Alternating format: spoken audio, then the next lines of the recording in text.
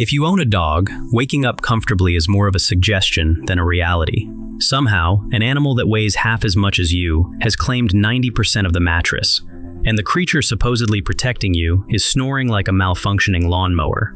At some point around 3 in the morning, you probably asked yourself one important question. Why is your dog here when they have their own perfectly good bed? Why not the sofa, the rug, or the orthopedic mattress you spent way too much money on? Why here, specifically on your feet, where movement is impossible? Sure, love is part of it, but the real answer involves biology, evolution, physics, and survival instincts older than civilization itself. Your dog isn't just cuddling, you're participating in a tradition that goes back 30,000 years. So grab a coffee, assuming you can escape the bed without waking the beast. Because today, we're breaking down why your dog insists on sleeping next to you. To understand your dog's behavior, we have to look at where they came from. Your dog is basically a wolf who signed a long-term lease with humanity. In the wild, wolves practice something called heap sleeping. It's exactly what it sounds like. They pile on top of each other. This isn't about affection, it's about survival. Heap sleeping conserves heat in freezing conditions. It also turns the pack into one giant alarm system.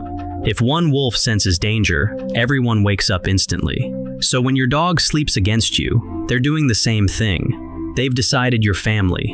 And congratulations, you're the biggest, warmest wolf in the group. This brings us to a phrase you might have heard before, a 3-dog night. The phrase is often traced back to indigenous Australians. On a cold night, you'd sleep with 1 dog for warmth. On a colder night, you'd need 2. And if it was freezing, you needed 3. Other versions trace the phrase to Siberian tribes and sled dogs, or even to early Arctic explorers. Different cultures, same biology. For thousands of years, dogs weren't pets, they were survival gear. They provided warmth and early warning. Your dog hasn't realized survival mode is no longer necessary, but they're still committed to keeping you alive. Now let's talk chemistry, because cuddling feels good for a reason. When you touch your dog, both of your brains release oxytocin. That's the same hormone involved in parent-child bonding. Studies from Japan showed something fascinating. Dogs and humans create an oxytocin feedback loop. Hand-raised wolves don't do this the same way. And now it gets even crazier.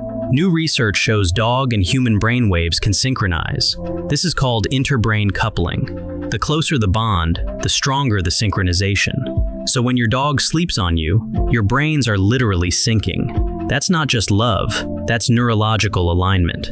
Before the cuddling begins, there's always a ritual.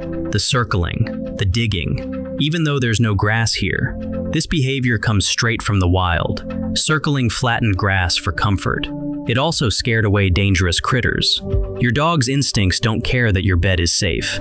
They need the ritual to relax. Once they settle in, the position matters. The donut means protection. It conserves warmth and guards vital organs. The side sleeper means trust. This dog feels completely safe. The roach is pure comfort. It's also a way to cool down. The Superman is readiness mode, always prepared for action or snacks. Now let's talk about the downside. Humans sleep in long cycles. Dogs don't.